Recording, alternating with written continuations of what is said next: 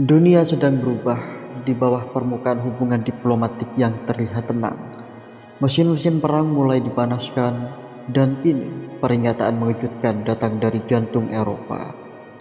Jerman menyatakan bahwa kemungkinan serangan militer dari Rusia terhadap NATO adalah skenario yang harus diantisipasi secara nyata, bukan teori, bukan fiksi, tapi realitas yang bisa meledak kapan saja.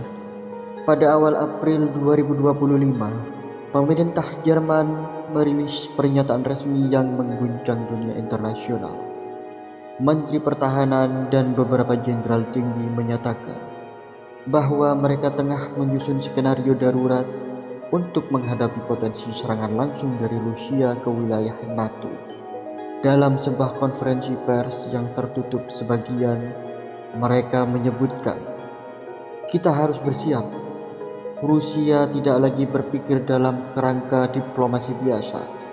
Mereka berpikir dalam kerangka dominasi." Pernyataan itu bukan hanya angin lalu. Dalam beberapa bulan terakhir, militer Rusia meningkatkan aktivitas di perbatasan Eropa Timur.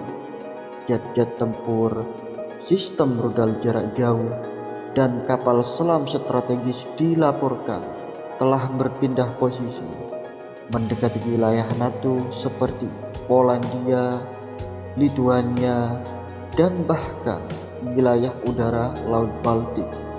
Sejak invasi besar-besaran Rusia ke Ukraina pada tahun 2022, ketegangan antara Moskow dan NATO terus meningkat.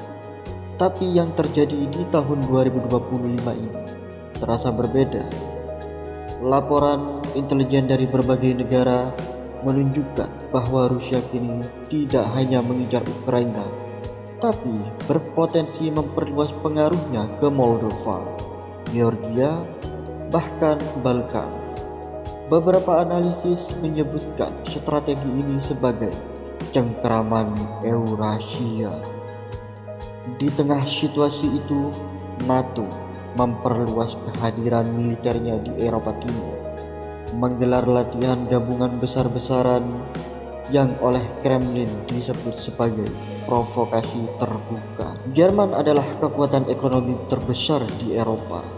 Namun, selama bertahun-tahun, negara ini dikenal enggan terlibat dalam konfrontasi militer secara langsung. Maka, saat Jerman bicara soal ancaman nyata dari Rusia, dunia memperhatikan. Langkah yang telah diambil Jerman meliputi meningkatkan belanja militer ke rekor tertinggi sejak Perang Dunia Kedua, melatih ulang pasukan cadangan sipil untuk menghadapi kemungkinan konflik darat, menggendong integrasi pertahanan dalam kerangka NATO dan Uni Eropa, membangun kembali infrastruktur sipil dengan sistem pertahanan rudal dan tempat perlindungan bawah tanah di kota-kota besar seperti Berlin dan Frankfurt. Amerika Serikat, Presiden Trump belum mengomentari langsung pernyataan Jerman. Namun, Pentagon telah mengirim 15.000 pasukan tambahan ke Polandia dan Latvia sebagai sinyal solidaritas. Prancis dan Italia menyerukan kewaspadaan total dan menyerukan sidang darurat Dewan Keamanan PBB. Rusia, Kremlin membantah rencana invasi tersebut, namun menyebut NATO sebagai aktor agresif yang menggiring dunia ke jurang konfrontasi global. Pertanyaannya kini bukan lagi apakah perang akan terjadi, melainkan kapan dan bagaimana.